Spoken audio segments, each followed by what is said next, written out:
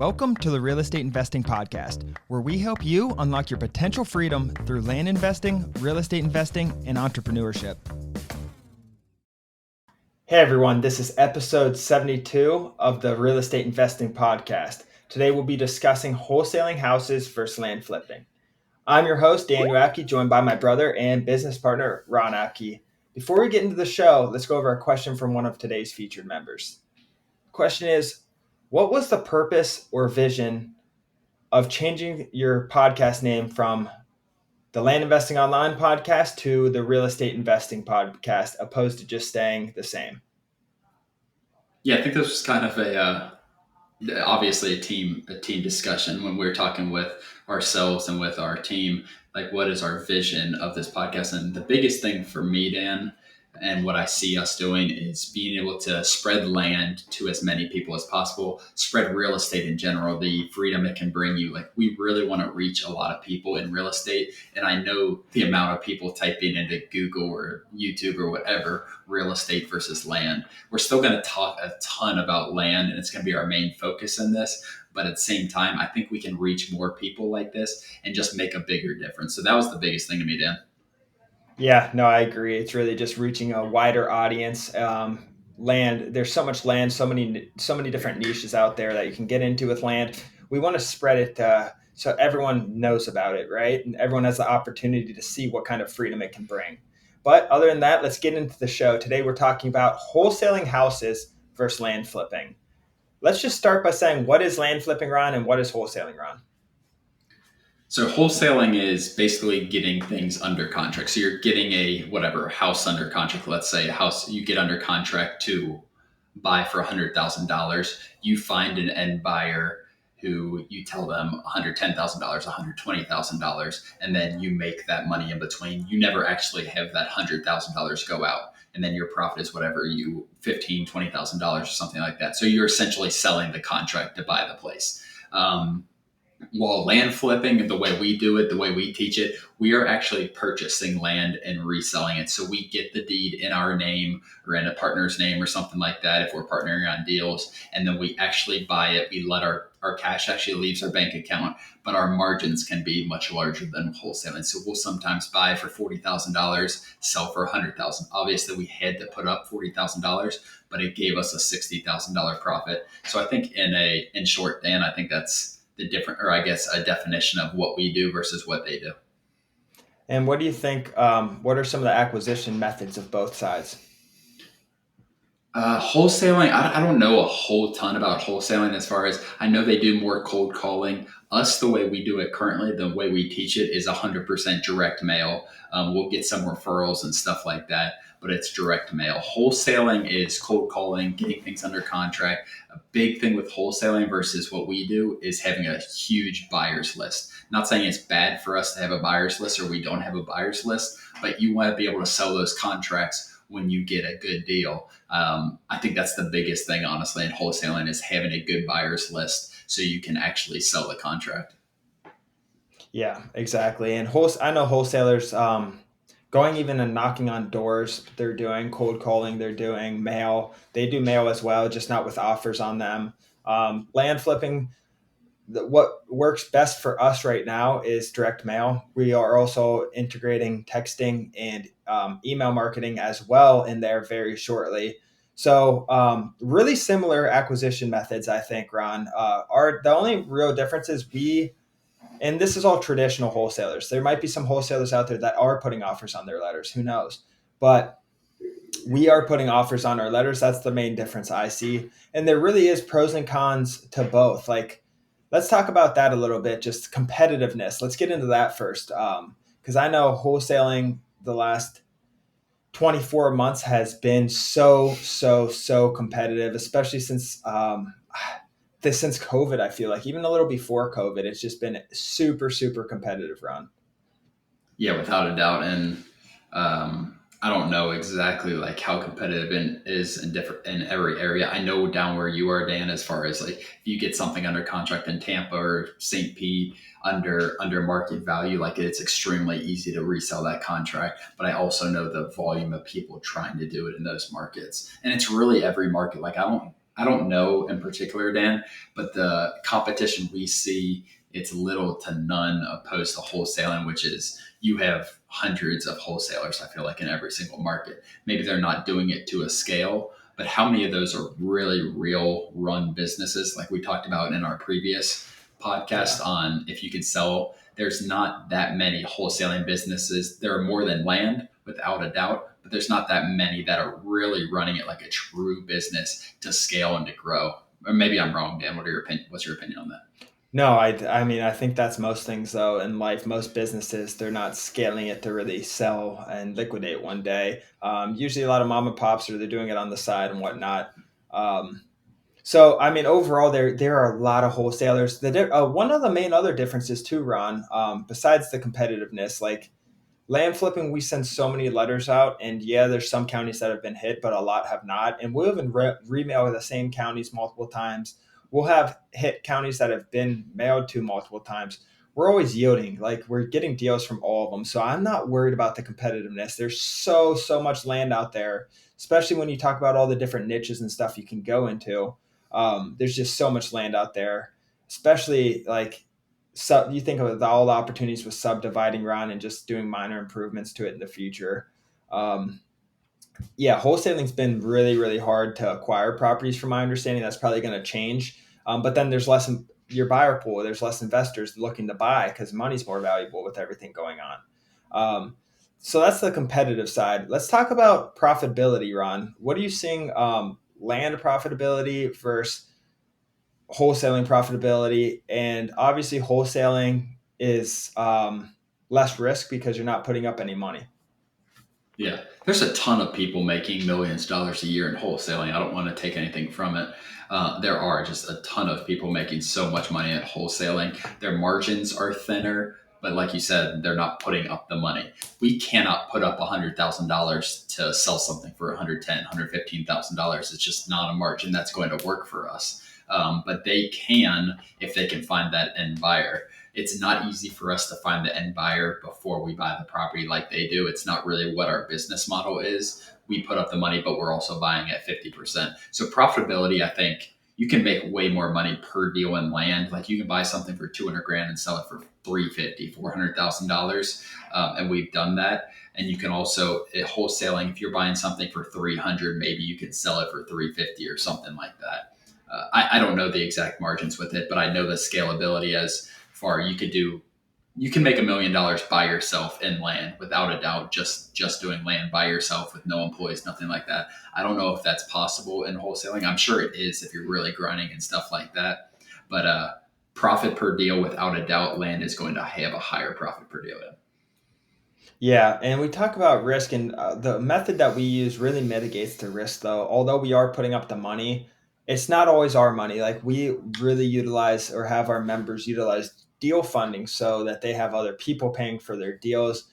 You completely mitigate risk when you do that. You just lose a little bit of profit on the back end. So that's the main thing. But land flipping, guys, is still such a low upfront cost. I want to talk about upfront costs a little bit. Wholesaling, probably, I really think they're probably similar upfront cost, Ron. Yeah, I mean, it's marketing upfront costs. You do not in land. Like, we have so many people in, yeah, it's a small niche compared to land is a small niche compared to wholesaling houses or whatever, but there's still so many investors in land who really understand it, who will fund your deals if you find good deals. So, really, the only upfront cost for both of them are marketing. So if your choice is basically if you want to wholesale houses, you're going to have that upfront marketing cost. You might be able to make $20,000 on a on selling a contract. Land, you might be able to make $50,000, $60,000 and put no upfront cost as well, and you put the risk on the funding partner. So that's the difference in the two, I think. I don't know. Like they send a ton of mail too. They have cold callers. Maybe they cold call themselves, but I'm not all too familiar with all exactly what you need to start in wholesaling. Yeah, no, and I think one of the main differences, Ron, just in general, is how we market because you need a buyer's list in wholesaling, and we talked about that. But like land, since we're buying it, we list it everywhere. We can market on the MLS, we can market on Facebook, we can market to the public. So we're selling at retail value, and I think that's one of the wholesaling. You have to buy cheap enough to be able to sell to an investor to still make money.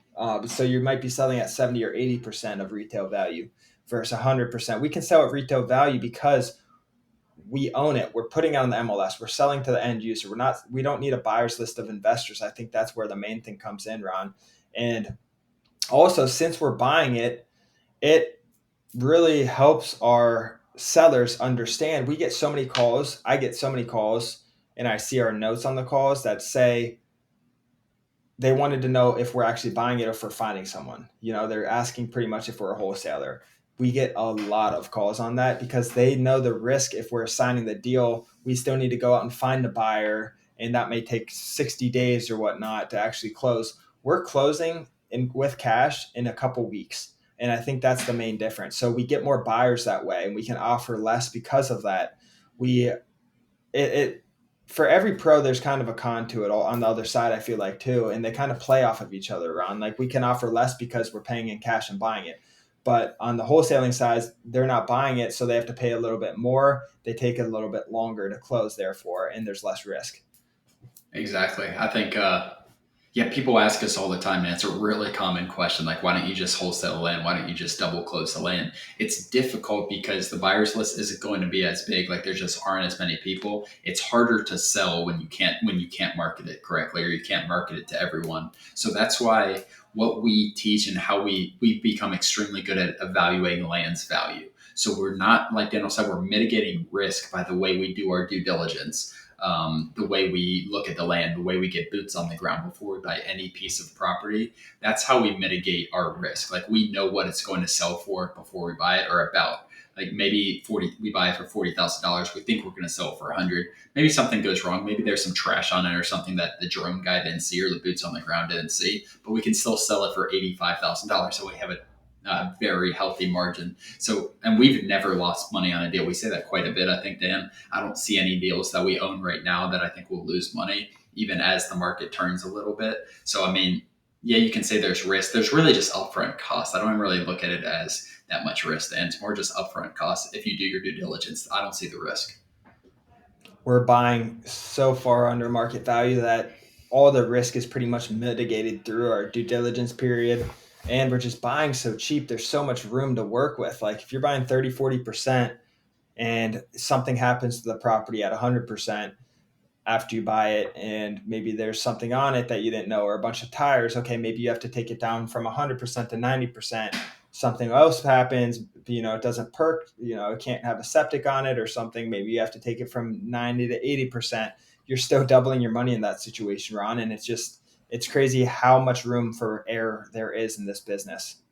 Yeah, I mean, I was just thinking, like, we probably have 30, 35 properties for sale right now. I know for a fact I could sell every single property today within probably 6 to 8 hours if I just posted it for a break even. So that's just saying how significant it is, like how cheap we buy things. If I really wanted to, like, we do have some properties that aren't perfect, but I'm still going to be able to make a healthy margin. Like maybe I'm selling at 75%, but I bought it at 40%. So what does that matter? But I'm sure I could sell every single property we have today for a break even amount. And that just shows how cheap we're buying it.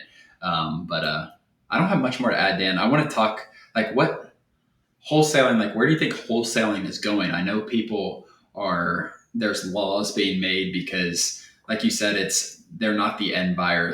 I don't know the laws in particular states with all of that, but I know there's laws being made in terms of it. Where do you think wholesaling as a whole? Obviously, you're always going to be able to buy and sell something, because if you're actually buying it, there's nothing that can really be illegal with it, other than if you're soliciting people in different ways. But as far as being able to sell something, you own it, so you can sell it. But where do you think wholesaling is going in? I don't know. That's a great question, actually. I don't know much about the legalities behind it. I didn't even know that was a conversation within the wholesaling world, the legalities. I feel like there's always going to be loopholes and ways to do it, to be honest. I think it's always going to be around. It seems very sustainable. I have a friend who sold his wholesaling business to an investor or a group of investors. I think it was a venture capitalist firm, actually. And they made great money off of it. So that big venture capitalist firm saw value in it. I feel like there is some. And that just also goes back to my point from last episode, Ron, where we talked about, can you sell the business? If you can sell a wholesaling business, you can definitely sell a land flipping business. Mm, But I don't know too much about the wholesaling legalities to really have an opinion on that. I feel like it's pretty sustainable and it's going to be here whether the laws change or not. yeah, I think naturally as things get more competitive, like the cream rises to the top. The people who are, I think it's going to be extremely difficult for people doing it as the market turns. Maybe you can do a little more as a side hustle, but when it's a hot market or it's a seller's market, I think it's extremely difficult for the people doing it as a side hustle to do. Well, land, I think I know because we have people doing it. It's easier to do as a side hustle where you don't have to have 100% of your focus on it. But as far as where wholesaling is going, like, yeah, it's going to be around, I think, without a doubt. There's value in wholesalers, but I'm just not sure exactly where it's going in 5 years or something. Also, the last point I want to touch on, I don't think we touched on this. Did we touch on location, Ron? I talked a little bit about hot and cold markets, but go on. No, I'm talking location in terms of like we're doing this Oh, yeah. from I'm in Florida, Ron's in Ohio, and we're doing it all over the place. So we've never actually been to one property. Literally, we have not been to one property we've bought and sold. We've had drone people there, we've had realtors there. We have not been there, and none of our staff has been there. Um, for wholesaling, I feel like there's a major advantage of actually being in your market and having salespeople on the ground and things like that, Ron. And I feel like you need to have someone on the ground, whether it's your employee or someone. It has to be. I mean, you're Yeah. meeting investors at these properties, you're scheduling times, you're talking to the people. I feel like you got to be kind of in person, to be honest. I think that's one of the major advantages of land flipping. I agree because so much can be hidden in a house or something like that in terms of issues or something like that. Like you go to a piece of land, you see the slope, you see if it's wet, you see if there's trash on it. Like not you see if there's good access to it, and that's like the main thing. But you don't have to look at pipes or anything like that that can be in a house and be messed up in a house and cost a ton of money to fix. So yeah, that's a good point, Dan. Location, I would definitely look at that as not a con for wholesaling because some people love working their markets and some land people love going to their land as well. But the ability to do this nationwide, I think, is a lot more accessible for land investors. Exactly. That's all I have, Ron. Any last comments? No, I don't. That was good to talk about. I think because I think it'll be a lot of value to people who are watching this for maybe deciding the two businesses. Like I see a lot of people come to us who are thinking about wholesaling versus land flipping, and there's pros and cons, like we touched on to both. Yeah, and there's a lot of people coming to us who were trying to wholesale and couldn't really do it as a side hustle and it was too much, and they come to us for land flipping as well. It's just easier entry point, I think, and more immediate earning potential, I would say. But let's wrap it up from there. Did you guys know we have a free Discord where Ron and I are involved in tons of other investors and successful real estate investors? Visit landinvestingonline.com/Discord. Fill out that form. You'll get an email. Join our Discord. Say hi to Ron and I and all the other investors. It's a great place to start, guys. Please like and subscribe this video, Apple Podcast, Spotify, whatever you guys are listening on. It means a lot to Ron and I, and it drives this business forward. Other than that, we'll see you next episode, and thank you for joining. Thanks, guys.